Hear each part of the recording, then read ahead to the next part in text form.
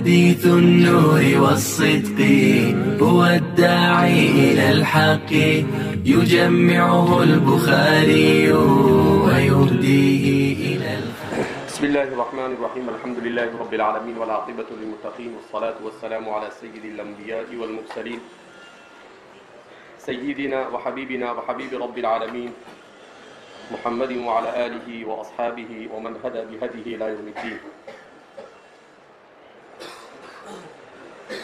شعب الایمان کے ذیل میں اس سے قبل قلب سے متعلق اور زبان سے متعلق جو شعب ایمان ہے اس کو بیان کیا گیا. زبان کے متعلق ہو گئے نا. باقی شعب ایمان جس کا تعلق زبان سے وہ 7 ہے. اب تک کہ قلب سے متعلق شعب ایمان کو بیان کیا گیا اس لیے کہ ایمان کا اہم ترین جو رکن ہے وہ التصدیق بالقلب. تو تصدیق بالقلب کو مقدم ذکر کیا گیا. اب اس کے بعد اقرار باللسان.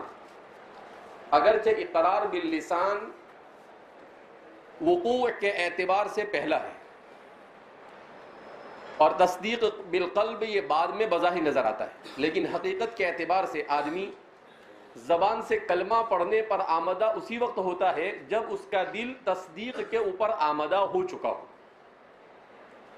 تو اس وجہ سے اسے پہلے ذکر کیا گیا. اب ایمان کے وہ 7 شعبے جن کا تعلق زبان سے ہے وہ ہے نمبر 1 کلمہ توحید کا پڑھنا.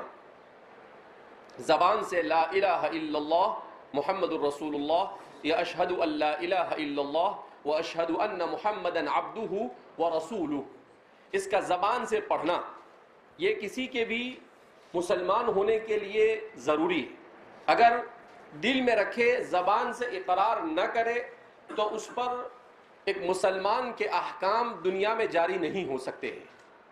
لہذا اقرار باللسان یہ ضروری ہے. اس لیے زبان سے متعلق شعبوں میں سب سے پہلے اقرار باللسان کو ذکر کیا گیا کہ زبان سے کلمہ توحید یا کلمہ شہادت کی ادائیگی. نمبر 2 قرآن مجید کی تلاوت. یہ شعب ایمان میں سے، ایمان کے اہم ترین شعبوں میں سے. حکیم الامت مجدد ملت حضرت تھانوی رحمۃ اللہ علیہ کے ملفوظات میں ہے کہ حضرت نے لکھا ہے کہ اس وقت جس چیز میں سب سے زیادہ کوتاہی برتی جا رہی ہے وہ ہے تلاوت کتاب اللہ. کہا عوام تو عوام، خواص تو خواص، اخص الخواص بھی اس میں مبتلا ہے. حضرت نے لکھا، کل ہی حضرت کے ملفوظات میں پڑھا میں نے کہ اخص الخواص بھی اس میں مبتلا ہے. حضرت نے یہاں تک کہ لکھا بلکہ بعض لوگ تو ایسے ہیں کہ وہ تلاوت قرآن کو کوئی کار ثواب ہی نہیں سمجھتے اور یہ کہتے ہیں کہ قرآن کریم بغیر سمجھے پڑھنا کیا مطلب اس کا، یہ طوطے کی طرح رٹنا ہے. کہا یہ شعاب ایمان میں سے آپ اس کا مذاق ہے. اور اگر کوئی آدمی اس طرح سے استخفاف اور مذاق کے طور پر ایسا کہتا ہے تو اس کے اوپر کفر کا اندیشہ ہے.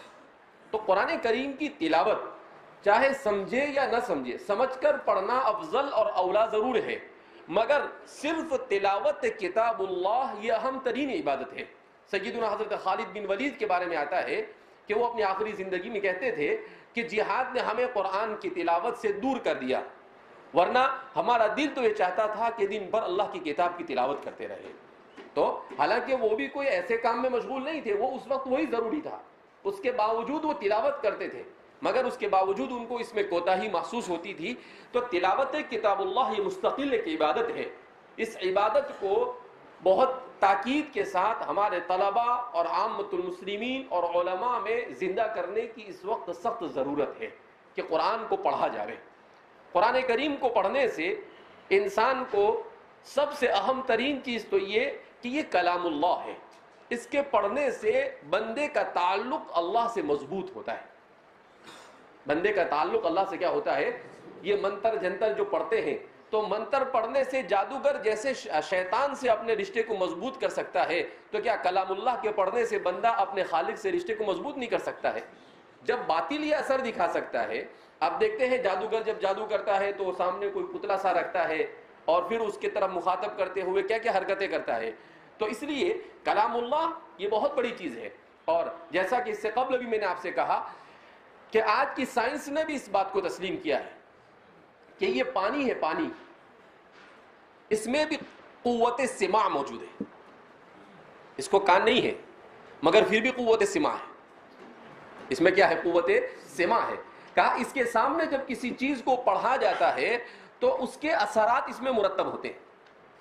جاپان کے سائنسدانوں نے کیمرے لگا کر اور خوردبین وغیرہ کے ذریعے سے اس کا معائنہ کیا تو یہ کہتے ہیں کہ جب قرآن کو یا کوئی اچھی بات اس کے سامنے، پانی کے سامنے کی جاتی ہے تو اس کے اچھے اثرات اس پر مرتب ہوتے ہیں، اور کوئی گالی یا بری چیز اس کے سامنے بولی جاتی ہے تو اس پر برے اثرات مرتب ہوتے ہیں. اس پر برے اثرات کیا ہوتے ہیں؟ مرتب ہوتے ہیں. اسی لیے اللہ کے رسول صلی اللہ علیہ وسلم نے کہا کہ بسم اللہ پڑھ کر پانی پیا جائے. تو کہا بسم اللہ کے پڑھنے سے پانی میں جتنا بھی مضر مواد ہے وہ ختم ہو جاتا ہے، اور انسان جب وہ پیتا ہے تو بہت ساری بیماریاں جو پانی کے ذریعے سے اس کے پیٹ میں جا سکتی تھی، اس سے کیا ہو جاتا ہے؟ وہ محفوظ ہو جاتا ہے. تو یہ آج کی سائنس اس بات کو کیا کر رہی ہے؟ تسلیم کر رہی ہے. تو فرماتے ہیں کہ قرآن کریم کی تلاوت کثرت سے کرنی چاہیے. حضرت تھانوی رحمۃ اللہ علیہ، حضرت مفتی شفیع صاحب کے بارے میں آتا ہے کہ مفتی شفیع صاحب نے حضرت تھانوی رحمۃ اللہ علیہ سے کہا کہ حضرت میں قرآن کریم کی تلاوت کرتا ہوں مگر کبھی کبھی کام آ جاتے ہیں تو کام کی وجہ سے قرآن کریم کی تلاوت ناغا ہو جاتی ہے. تو حضرت نے بہت سخت لکھا مفتی شفیع صاحب سے لکھا کہ اصل میں بات یہ ہے کہ آپ کے دل میں تلاوت قرآن کی جو اہمیت ہونی چاہیے وہ نہیں ہے، اس لیے ناغا ہو رہا ہے. کہا روزی کمانے والا چاہے کچھ بھی ہو جائے لیکن اپنی روزی کمانے کا ذریعہ جہاں پر ہے کام کے لیے برابر کیا ہو جاتا ہے؟ پہنچ جاتا ہے. کہا اسی طریقے سے اگر ہم نے قرآن کی تلاوت کو سمجھا ہوتا تو سارے کاموں پر ہم اس کو ترجیح دیتے، لیکن ہم اس کو ترجیح نہیں دیتے، ہم اس کو ثانوی درجہ دیتے ہیں. ہمارے نزدیک اس کی اہمیت نہیں ہے، اس لیے ہم اس کو ایسے ہی چھوڑ دیتے ہیں. تو یہ بہت اہم ترین عبادت ہے، لہذا خاص طور پر ہمارے طلباء کو اس کی طرف متوجہ ہونا چاہیے. دوسرا بیان کر رہے ہیں علم کا سیکھنا. یہ شعاب ایمان میں سے ہے. یہ کس میں سے ہے؟ علم کا سیکھنا، علم دین کا سیکھنا. اس میں کیا سب سے پہلے مقدم کون ہے؟ علم دنیا جو ہے وہ کسب حلال کے لیے ہے، اور علم دین جو ہے وہ کسب معاد کے لیے ہے. وہ کس کے لیے ہے؟ آخرت کی کامیابی کے. تو علم دین کا سیکھنا یہ شعاب ایمان میں سے ہے. اسی لیے امام زہری فرماتے تھے افضل العبادت تعلم العلم. علم کا سیکھنا سب سے افضل عبادت ہے. وہ فرماتے تھے کہ اگر کوئی آدمی پوری رات عبادت کرے اور ایک آدمی رات کے کچھ حصے میں کچھ منٹوں کے لیے، اگر کچھ دقیقوں کے لیے اگر وہ علم سیکھتا ہے تو یہ علم سیکھنے والا پوری رات عبادت کرنے والے سے زیادہ افضل ہے. تو علم اتنا، اسی لیے اسلام نے علم کی اتنی اہمیت بیان کی کہ انسان اسی وقت مہذب بن سکتا ہے جب اس کے پاس علم دین ہو. علم دین کے بغیر انسان مہذب نہیں ہو سکتا ہے. انسان کے اندر تہذیب، انسان میں سلیقہ، یہ اسی وقت آتا ہے جب کہ انسان کے پاس علم ہو. تو فرماتے علم کا سیکھنا یہ تیسرا شعبہ ہے. چوتھا شعبہ علم سکھلانا، علم سکھانا. یہ بھی کیا ہے کہ ایسا نہیں کہ آدمی نے سیکھ لیا ختم ہو گئی بات، نہیں. چونکہ یہ امت ساری انسانیت کو بھلائی کی طرف بلانے کے لیے بھیجی گئی. کنتم خیر امۃ اخرجت للناس، لوگوں کی نفع رسانی کے لیے. اور لوگوں کی نفع رسانی میں سب سے اہم ترین کام کیا ہے؟ علم کا سکھانا. اسی لیے فرماتے ہیں کہ تمام عبادتوں میں سب سے افضل عبادت دین کا سکھانا. حضرت عثمان بن عفان رضی اللہ تعالیٰ عنہ کی مشہور روایت ہے جس میں عثمان بن عفان رضی اللہ تعالیٰ عنہ نبی کریم صلی اللہ علیہ وسلم سے روایت نقل کرتے ہیں. کیا فرماتے ہیں؟ خیرکم من تعلم القرآن، تم میں سب سے بہتر وہ ہے. کون سب سے بہتر؟ یعنی سب سے بہتر عند اللہ، اللہ کے نزدیک سب سے بہتر وہ ہے جو من تعلم القرآن وعلمہ، جو قرآن کو سیکھے اور سکھائے. اور قرآن کے متعلق جتنے بھی علم ہے اسے سیکھنا اور سکھانا. اسی طریقے سے فرماتے ہیں دعا کرنا. اب ان شعاب ایمان کو جاننے کے بعد ہم کو سمجھ میں آتا ہے کہ ہم شعاب ایمان سے کتنے دور ہیں، باوجود ہے کہ ہم علم دین سے وابستہ ہیں. دعا کرنا یہ کیا ہے؟ شعاب ایمان میں سے ہے. یہ کس میں سے ہے؟ شعاب ایمان میں سے ہے. مگر ہمارے پاس فرصت نہیں دعا کے لیے. ہمارے پاس سارے کاموں کے لیے فرصت نہیں. اگر فرصت نہیں ہے تو اللہ کے سامنے دعا کرنے کی فرصت نہیں ہے اور قرآن کی تلاوت کرنے کے لیے فرصت نہیں. فرماتے ہیں دعا کرنا یہ شعب ایمان میں سے. اسی لیے نبی کریم صلی اللہ علیہ وسلم نے ارشاد فرمایا الدعاء مخ العبادہ، دعا یہ عبادت کا خلاصہ ہے، اس کا لب لباب ہے، اس کا نچوڑ ہے. کبھی حضور فرماتے ہیں الدعاء سلاح المؤمن، مومن کے لیے دعا کیا ہے؟ ہتھیار ہے، کیونکہ کمزور ہے اور ہمیشہ اس کو اس طرح کے حالات سے پالا پڑتا رہتا ہے. تو وہ دعا کے ذریعے سے اپنے کنیکشن کو، اپنے تعلق کو اللہ سے جب مضبوط رکھے گا تو بہت سارے مشکل کام بھی اللہ کیا کر دیتا ہے؟ اس کے آسان کر دیتا ہے. اس کی ہزاروں نہیں لاکھوں مثالیں حضرات انبیاء کرام علیہم الصلاۃ والسلام، صحابہ اور سلف صالحین کی سیرت میں آپ کو کیا ہو سکتی ہے؟ مل سکتی ہے. ذکر کرنا یہ بھی شعب ایمان میں سے ہے.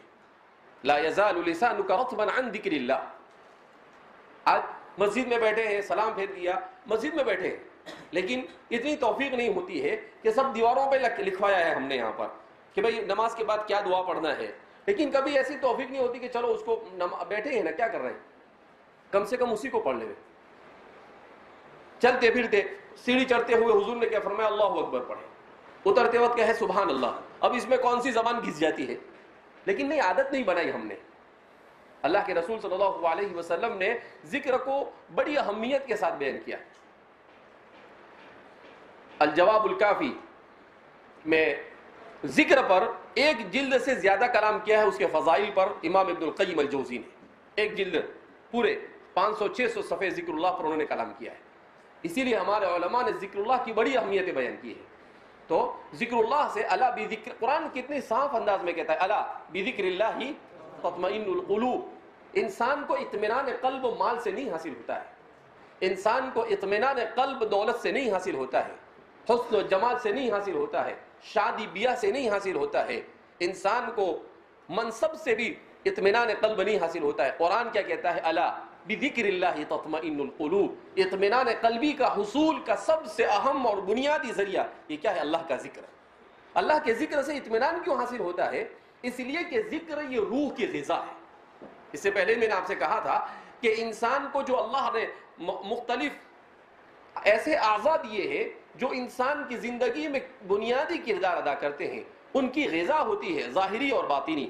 جیسے کہا کہ انسان کا جسم ہے، اس کی ظاہری غذا بھی ہے اور باطنی غذا بھی ہے. اس کی ظاہری غذا کیا ہے؟ کھانا وغیرہ کھائیں گے تو اس میں انرجی باقی رہے گی، اس میں طاقت اور قوت باقی رہے گی، وہ کام کرے گا. لیکن اس کی باطنی غذا کیا ہے؟ اعمال صالحہ اور اخلاق فاضلہ. اچھے اخلاق ہوں گے آپ کے اعمال اچھے ہوں گے تو آپ کے بدن کو آپ غذا پہنچا رہے ہیں، آپ کے ہاتھ کو غذا پہنچا رہے ہیں، آپ کے پاؤں کو غذا پہنچا رہے ہیں، آپ اپنے ہر عضو کو غذا پہنچا رہے ہیں. اسی لیے تو نبی کریم صلی اللہ علیہ وسلم نے ارشاد فرمایا کہ انسان کو بدن میں کتنے جوڑے ہیں؟ 360 جوڑے. ہر ایک کا شکر بندے پر لازم ہے. اگر وہ صبح میں 2 رکعت شراب کے وقت 2 رکعت پڑھ لیتا ہے تو وہ اس کے پورے بدن کے اعضاء کی طرف سے اللہ کے لیے شکر کے لیے کافی ہو جاتا ہے. کتنی رکعت؟ 2 رکعت. یعنی حضور یہ کہہ رہے ہیں اس کو غذا مل گئی. اس کو کیا مل گئی؟ غذا مل گئی. اللہ بھی راضی ہو گیا کہ چلو میرے بندے نے شکر ادا کر دیا. وقت بھی ہوتا ہے ہمارے پاس، ایسا نہیں کہ وقت نہیں ہوتا ہے، لیکن توفیق نہیں. توفیق کیوں نہیں؟ اس لیے کہ ہمارے اندر طلب نہیں، جذبہ نہیں. جہاں طلب اور جذبہ ہوتا ہے تو اللہ کی طرف سے توفیق ملتی ہے. کوشش چاہیے، جد و جہد چاہیے تو اللہ کی طرف سے توفیق ملتی ہے. تو فرماتے ہیں کہ ذکر کرنا، لغو اور قطع کلام سے بچنا، یہ بھی کیا ہے؟ شعب ایمان میں سے ہے. لغو سے بچنا، لغویات سے پرہیز کرنا، یہ ایمان کے اہم ترین شعبوں میں شمار کیا ہے، جس کو آج امت بالکل فراموش کر چکی ہے. اور جتنا لغویات میں امت مبتلا ہے اتنا لغویات میں کوئی مبتلا نہیں. کل رات میں ایک آرٹیکل پڑھ رہا تھا، اس میں لکھا تھا کہ یہ جدیدیت کے پھیلانے والوں نے اسپورٹ کو مستقل طور پر لوگوں کو لغویات میں مبتلا کرنے کے لیے اتنا پروموٹ کیا، اس کو اتنا اہم بنا دیا کہ کوئی فٹ بال کے پیچھے بھاگ رہا ہے تو کوئی کرکٹ کے پیچھے بھاگ رہا ہے، کوئی کس کے پیچھے بھاگ رہا ہے. وہ پیسے لے کے کھیلتے ہیں، تم کو کیا مل رہا ہے؟ انسان کی حماقت. کہا وہ جیت گیا، یہ جیت گیا، کوئی روتا ہے کوئی ہنستا ہے. مولانا طارق جمیل صاحب کا بیان کل پرسوں آیا تو ہمارے گھر والے مجھے بتا رہے تھے کل شام میں، تو مولانا طارق جمیل صاحب نے کہا کہ کہ یہ امت کیسی امت ہے. کہا اس امت کو نماز کے چھوڑنے پر رونا نہیں آتا, اس امت کو روزہ چھوڑنے پر رونا نہیں آتا ہے, اس امت کو مسجدوں کے ویران ہونے پر رونا نہیں آتا ہے. یہ امت پستی کے کس درجے تک پہنچ چکی ہے. کہا میرے پاس اس کے افسوس کے لیے میرے پاس الفاظ نہیں ہے. کہا کرکٹ میں ہار گئے تو رو رہے ہیں. کہا یہ پستی کی حد ہوتی ہے کہ کتنی پستی میں جا چکی ہے امت. یہ کہا یہ کوئی رونے کی چیز ہے؟ کون سی حق اور باطل کی جنگ تھی جو کوئی ہار گیا اور جیت گیا تو آپ رو رہے ہیں اور کیا کر رہے ہیں؟ تو مولانا نے بڑا سخت کہا. تو مولانا نے کہا کہ یہ بالکل مومن اور اسلام کے تقاضوں کے بالکل خلاف ہے کہ آدمی اس طرح کے لغویات کے اندر میں مبتلا ہو. تو فرماتے ہیں لغو اور قطع کلام سے بچنا, لغو سے بھی بچنا اور قطع کلام سے بچنے کا مطلب کیا ہے کہ کوئی آدمی بات کر رہا ہے, اپنی بات کہہ رہا ہے, آپ نے اس کی بات کاٹ دی اور اپنی بات, ارے بھیا اس کی بات پوری کر لینے دیں. اللہ کے رسول صلی اللہ علیہ وسلم پر قربان جائیے, کیسا پیارا رسول اللہ نے ہمیں عطا فرمایا. حضور نے بتلایا کہ اگر کوئی آدمی آپ کے سامنے بات کرے, آپ کو پہلے سے وہ بات معلوم ہو, تب بھی آپ اس کے سامنے ایسا اظہار کرو جیسے آپ کو معلوم نہیں. کتنا چھوٹا سا ادب معلوم ہوتا ہے, صرف کیوں؟ تاکہ اس کی دلجوئی ہوگی. اگر آپ اس کے سامنے ایسا ظاہر کریں گے کہ آپ کو معلوم ہے, تو اس کو بیچارے کو, اس کو دل کو ٹھیس پہنچے گی کہ یار میں نے ایسی بات, میں نے خامخواہ اپنا وقت برباد کیا. لیکن آپ نے تو قطع کلام تو بہت دور کی بات, کسی کی بات کو کاٹنا یہ تو بہت دور کی بات. آپ صلی اللہ علیہ وسلم تو سیدھا کہہ رہے ہیں کہ اگر کوئی بات کہے آپ کو معلوم ہو, پھر بھی آپ اس کو ایسے سنو جیسے آپ کو معلوم نہیں, تاکہ سامنے والے کو ایسا ہو کہ بھئی میں نے جو بات بیان کی ہے سامنے والے کے لیے نہیں تھی اور اس کو اس کا فائدہ ہوا. تو اس لیے اللہ کے رسول صلی اللہ علیہ وسلم نے قطع کلام سے, اسی طرح سے اس قطع کلام میں وہ بھی آتا ہے کہ چھوٹی چھوٹی باتوں میں ہم کبھی اپنے بھائی کے ساتھ بات بند کر دیا, کبھی اپنے ماں باپ کے ساتھ بات بند کر دیا, کبھی اپنی بہنوں کے ساتھ بات بند دیا, ماموں کے ساتھ, چچا کے ساتھ, اپنے رشتہ داروں کے ساتھ, اپنے ساتھیوں کے ساتھ. وصاحب بالجنب, اس میں رفیق درس کو بھی مفسرین نے شمار کیا ہے کہ سبق میں آپ کے ساتھ بیٹھنے والا یہ بھی آپ کے پڑوسیوں میں سے ہے, تو اس کے بھی حقوق ہے. تو بہت سارے لوگ تو ایسے ہیں, ہمارے طلباء ایسے ہوتے ہیں کہ آزو بازو میں بیٹھنے والے کو پریشان کر رکھ دیں. وہ بیچارہ سبق بھی سن رہا ہے تو کوئی پیچھے سے کاڑی کرے گا, کوئی ادھر سے اس کو چھیڑے گا, ارے بھیا تو نہیں سنتا, اس کو تو سننے دے. تو یہ حماقت اور بیوقوفی ہے کہ آدمی کسی کو اذیت پہنچانا. تو اس لیے آدمی تو, اور کلاس میں تھوڑا سا کچھ مرضی کے خلاف ہو گیا اور اس بات بند, سالوں تک بات بند, مہینوں تک بات بند. ارے اللہ کے رسول صلی اللہ علیہ وسلم نے کہا کہ مومن اگر 3 دن تک بات بند رکھتا ہے اور اس کے بعد بھی بغیر کسی شرعی عذر کی بنیاد پر اس سے بات بند کر کے رکھتا ہے, تو اللہ رب العزت اگر اس حالت میں وہ مر جائے تو اس کا جنت میں داخلہ بھی نہیں. اتنا بڑا گناہ اسے شمار کیا ہے, لیکن ہمیں کچھ پڑھی نہیں. تو اس لیے ان ساری چیزوں کو جاننا اور ان ساری چیزوں کو لوگوں کو بتانا, یہ اس وقت کی سب سے بڑی کیا ہے ضرورت ہے. کہنے کو تو بہت چھوٹی سی چیزیں لگتی ہے, کہا یہ کیا ہم کو سب معلوم نہیں ہے؟ ارے ہم کہاں کہہ رہے آپ کو معلوم نہیں, ارے بھائی آپ کو سب معلوم ہے, ساری دنیا معلوم ہے. کہیں گے ہماری شان کے خلاف ہے کہ چھوٹی چھوٹی چیزیں ہمیں بتلائی جا رہی ہے. ٹھیک ہے, اگر شان کے خلاف ہے تو پیشگی معذرت کے ساتھ ان شعبوں کے بیان میں جو باقی جوارح سے متعلق ہے, اور وہ 40 ہیں.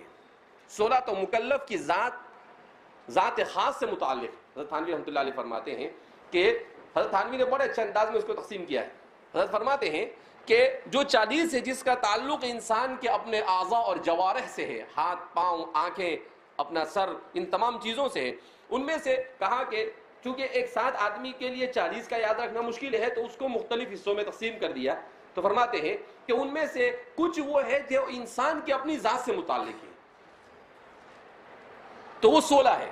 ان میں سب سے پہلا طہارت حاصل کرنا, پاک صاف رہنا شعب ایمان میں سے ہے. سمجھ میں آ رہی بات؟ پوری امت بھول بیٹھی اس کو. سب سے زیادہ گندی گلی, سب سے زیادہ گندا شہر اور سب سے بدتر حالت اگر صاف صفائی میں کسی کی ہے تو امت محمدی علی صاحبہ الف الف تحیۃ و سلام.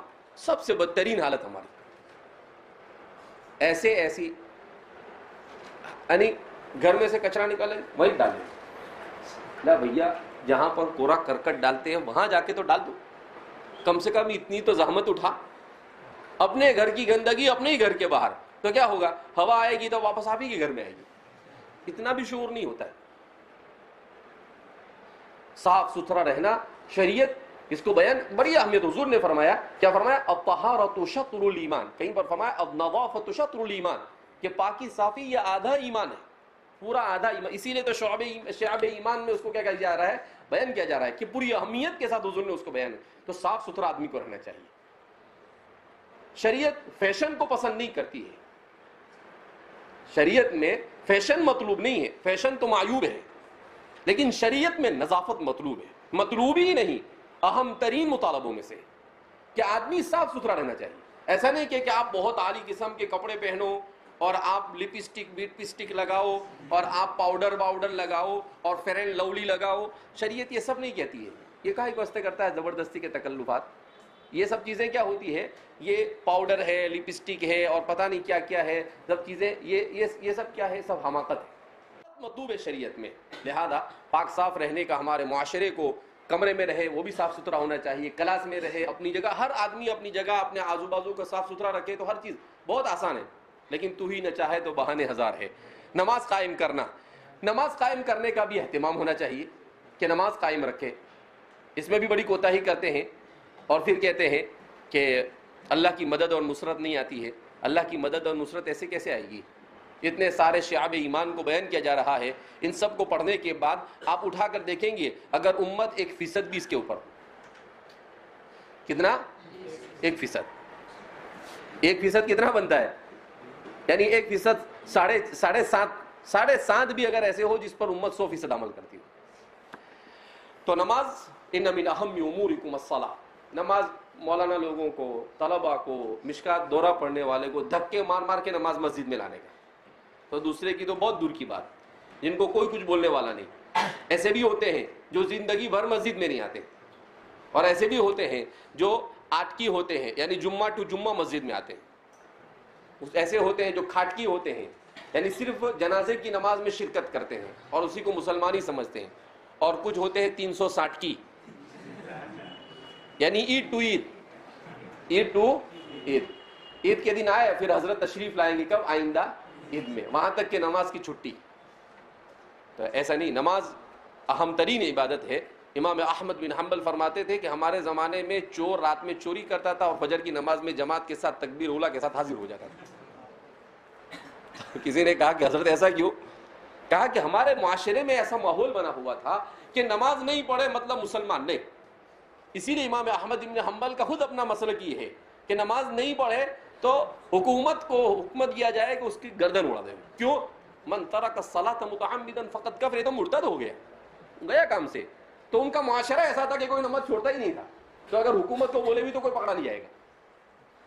اچھا ہمارے معاشرے میں تو پہلے ہی دن پتہ نہیں کوئی باقی بھی نہیں لگے تھی بعد میں دوسرے دن کے لیے. تو نماز قائم کرنا، اسی طریقے سے کہتے ہیں صدقہ اور زکوٰۃ ادا کرنا، یہ بھی شعب ایمان میں سے ہے. یہ ہر آدمی پر انفرادی طور پر ہر مسلمان کے اوپر فرض ہے. اسی طریقے سے روزہ رکھنا. بہت سارے لوگ روزہ بھی نہیں رکھتے. کیوں؟ بولے وہ گٹکا کھانے کی عادت ہے، چھٹی نہیں. گٹکا کھانے کے لیے روزہ نہیں رکھے گا، بیڑی اور سگریٹ پینے کے لیے روزہ نہیں رکھے گا. کہا کیوں؟ نہیں چھٹتی ہے. اور کبھی خون ٹیسٹ کرنا ہو، کہا کہ 14 گھنٹے تک آپ کو کچھ کھانا پینا اور کچھ کرنا نہیں ہے، تو وہاں برابر ہو جاتا ہے، کیونکہ دین کی اہمیت نہیں رہی اس وجہ سے.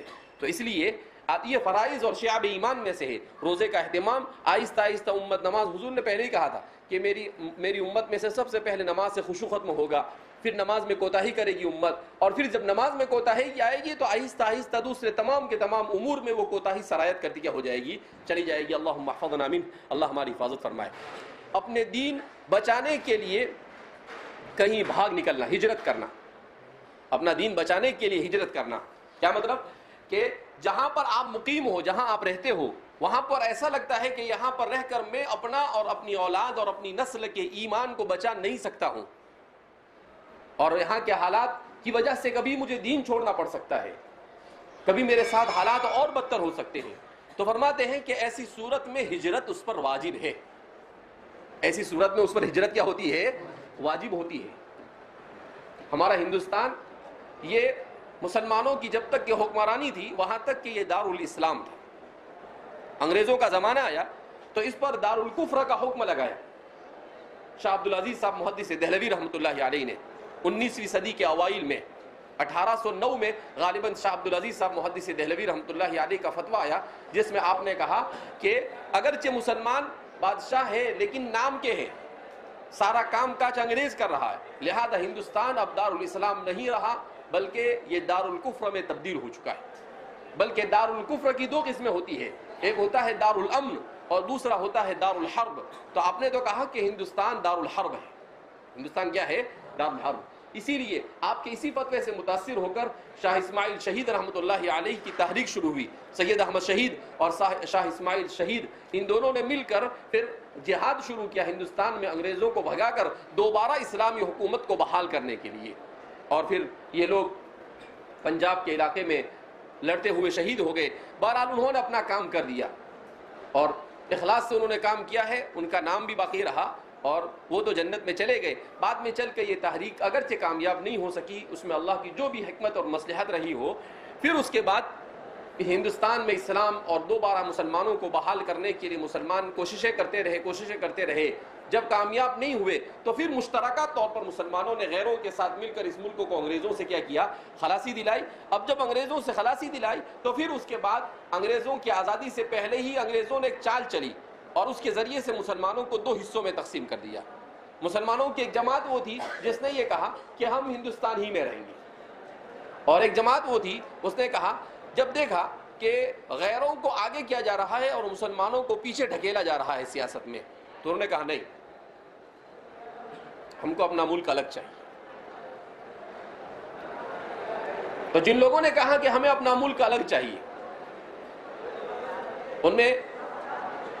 ان کا ساتھ دینے والوں میں حضرت مولانا اشرف علی صاحب تھانوی رحمۃ اللہ علیہ۔ حضرت تھانوی رحمۃ اللہ علیہ نے کہا کہ بھائی نہیں،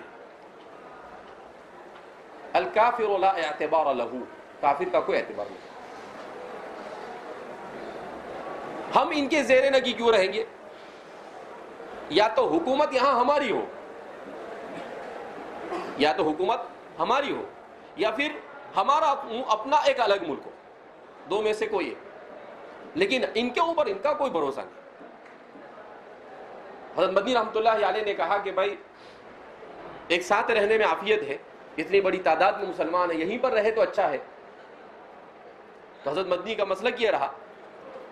پھر اس کے بعد بہرحال پاکستان وجود میں آیا، پاکستان بن گیا، اور بہت سارے مسلمان حضرت مولانا ابوالکلام آزاد اور حضرت مولانا حسین احمد مدنی اور ان بزرگوں کی محنت سے ہندوستان میں مقیم رہے، اور بہت سارے مسلمان یہ پاکستان کی طرف چلے گئے۔ اب جو ہندوستان میں مقیم رہے تو حضرت تھانوی رحمۃ اللہ علیہ نے اس سلسلے میں بہت سارے خدشات ظاہر کیے تھے۔ تو عام طور پر ہمارے یہاں پر تقریروں میں اور بیانوں میں بیان کرنے والے کہتے رہتے ہیں کہ حضرت مدنی رحمۃ اللہ علیہ نے، مولانا ابوالکلام آزاد نے پہلے ہی کہا تھا پاکستان بنے گا، وہ تقسیم ہو جائے گا، تو ان کی پیشین گوئی صادق آئی کہ وہ تقسیم ہو گیا اور بنگلہ دیش الگ بن گیا، اور پھر کہا یہ ہوگا وہ ہوگا، ٹھیک ہے برابر ہے، لیکن کوئی اس کا تذکرہ نہیں کرتا ہے کہ حضرت تھانوی نے بھی خدشات ظاہر کیے تھے کہ اگر ہم اس ملک میں رہیں گے تو آگے چل کر یہ ہمارے لیے نماز پڑھنے کو بھی مشکل کر دیں گے، یہ ہمارے لیے اسلامی ارکان پر عمل کرنا بھی ہمارے لیے مشکل کر دیں گے۔ اس کا کوئی ذکر نہیں کرتا ہے، کیوں؟ ڈر لگتا ہے نا، اس لیے اس کا کوئی تذکرہ نہیں کرتا۔ حضرت تھانوی نے بھی یہ سارے خدشات ظاہر کیے تھے، اسی لیے حضرت تھانوی جیسا حکیم الامت مجدد ملت آدمی وہ ایسی اتنی آسانی کے ساتھ اس چیز پر آمدہ کیوں ہوئے؟ تو حضرت نے بہت کچھ پڑھنے لکھنے کے بعد اور بہت پوری شریعت کو جانچنے کے بعد اور پوری تاریخ کو پڑھنے کے بعد یہ فیصلہ کیا۔ اسی لیے حضرت کے سارے خلفاء کہاں چلے گئے؟ پاکستان چلے گئے۔ تو اس لیے بہرحال اس میں اللہ کی حکمت اور مصلحت جو بھی رہی، اللہ رب العزت نے اس میں جو بھی خیر مقدر کیا، ہو سکتا ہے تقسیم ہونا یہ بھی مسلمان کے حق میں بہتر ہو، اور آگے چل کر اس کے بہت سارے فوائد ہمیں کیا ہو جائیں گے؟ نظر آئیں گے۔ لیکن بہرحال یہاں پر ایک بات یہ کہ پھر اس کے بعد حضرت تھانوی رحمۃ اللہ علیہ نے، حضرت تھانوی کے بعد مفتی کفایت اللہ صاحب نے کہا کہ ہندوستان آزادی کے بعد دارالکفر تو ہے، مگر دارالکفر کی قسم دارالامن ہے، دارالحرب نہیں۔ دارالامن ہے، دارالحرب نہیں۔ کیا مطلب دارالامن ہونے کا؟ یعنی جہاں پر مسلمانوں کو اپنے شعائر پر آزادی کے ساتھ عمل کرنے کی اجازت ہو، اسے کیا کہا جاتا ہے؟ ایسا دارالکفر جہاں پر مسلمانوں کو پوری چھوٹ ہو کہ اپنا شرعی لباس پہن سکتے ہو، اپنی مسجدوں میں اذان دے سکتے ہو، نماز پڑھ سکتے ہو، اور کسی طرح کے کسی بھی شعائر اسلام میں سے کسی کی ادائیگی پر ان کو ہراساں نہ کیا جاتا ہو تو دارالامن ہندوستان کیا ہے؟ تو حضرت مفتی کفایت اللہ صاحب وغیرہ نے کہا کہ بھئی یہ دارالکفر کی قسمت دارالامن ہے. ہمارے علماء کے یہاں پر ایک مسئلہ یہ کہ مسلمان کا اپنے دین اور ایمان کو بچانے کے لیے دارالکفر سے دارالاسلام کی طرف ہجرت کرنا بعض حالات میں واجب ہو جاتا ہے. یہاں پر اسی شعب ایمان کی طرف اشارہ کیا جا رہا ہے. اب جیسے ہندوستان میں ایسے بدترین حالات تو نہیں، لیکن بہرحال حالات تو بگڑ رہے ہیں. لیکن دوسری طرف مسئلہ یہ ہے کہ جو دارالاسلام ہے ہمارے وہاں پر بھی تو مسلمان عافیت میں نہیں. اسی لیے ہمارے علماء معاصرین نے مستقل اس مسئلے پر غور کیا کہ بھئی یہ دارالاسلام کا مسئلہ کیا ہے، کس کو کہتے ہیں دارالاسلام، اور کیا آج کے زمانے کے جو ہمارے ممالک ہیں ان کو دارالاسلام کہا جا سکتا ہے یا نہیں. ایک عالم، ایک طالب علم کو کرنٹ افیئر کہتے ہیں اس کو، سلگتے ہوئے ہمارے موجودہ مسائل، اس سے واقف ہونا بہت ضروری ہے. جس دنیا میں جی رہے ہو اس دنیا میں کیا ہو رہا ہے اور اسلام اس کے بارے میں کیا کہتا ہے سب جاننا چاہیے. ایسی غفلت کے ساتھ سوئیں گے تو کیسے چلے گا. تو یہ مستقل ایک مسئلہ کھڑا ہوا کہ کیا کیا جائے.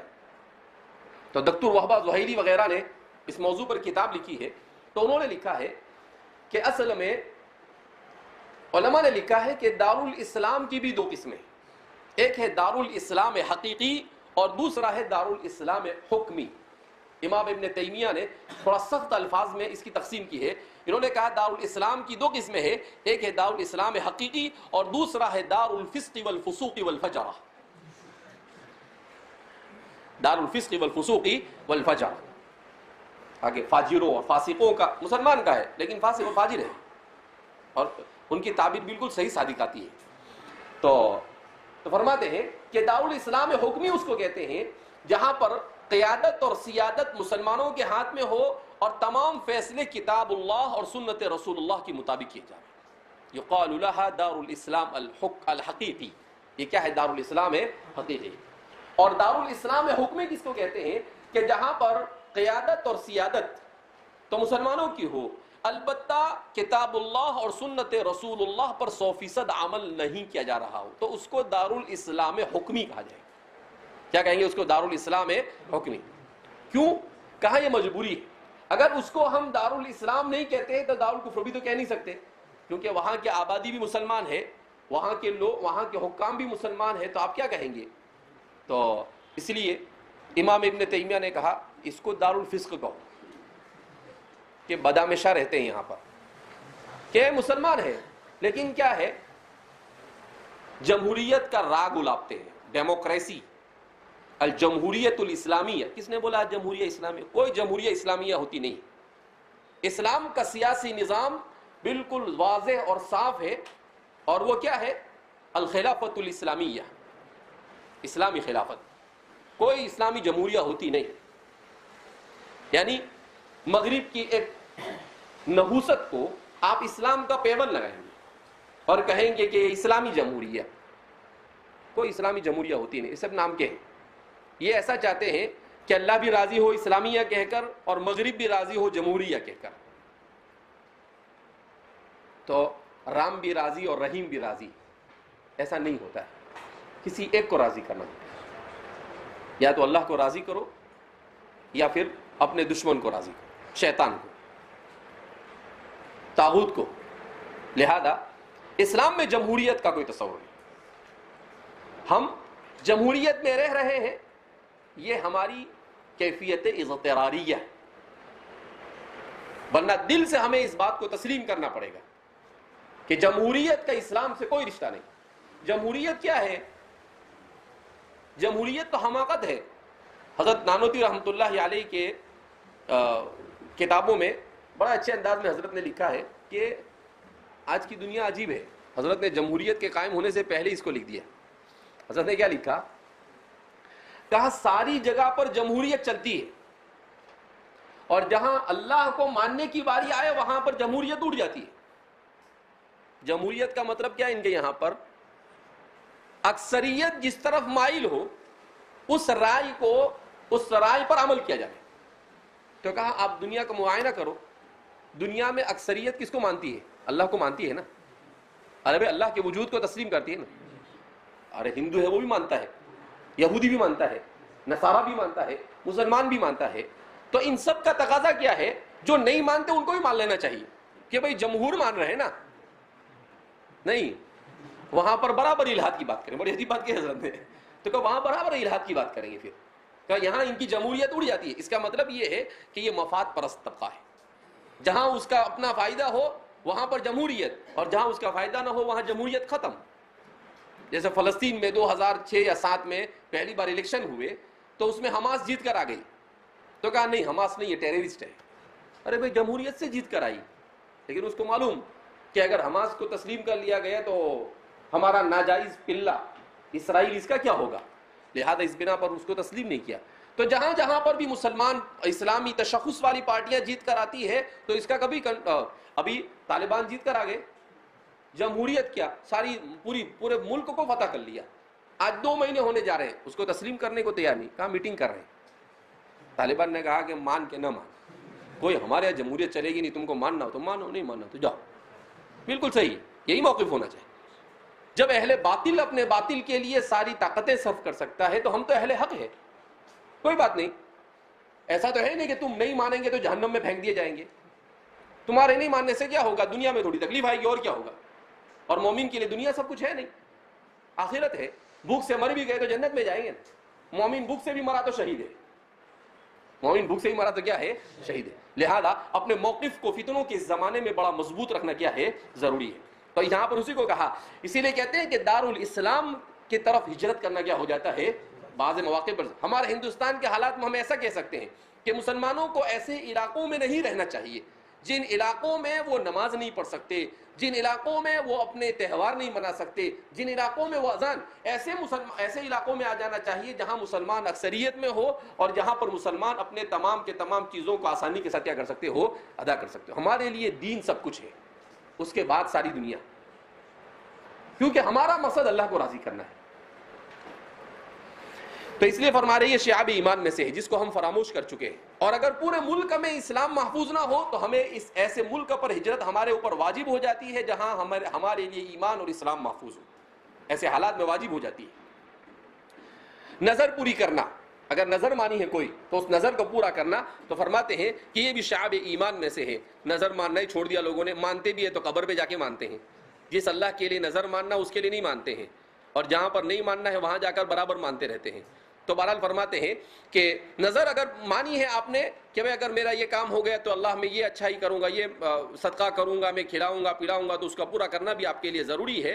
کیوں کہ شریعت کسی چیز کو آپ پر لازم, لیکن آپ نے کسی چیز کو لازم کیا ہے تو اب آپ کو کرنا پڑے گا اس کو.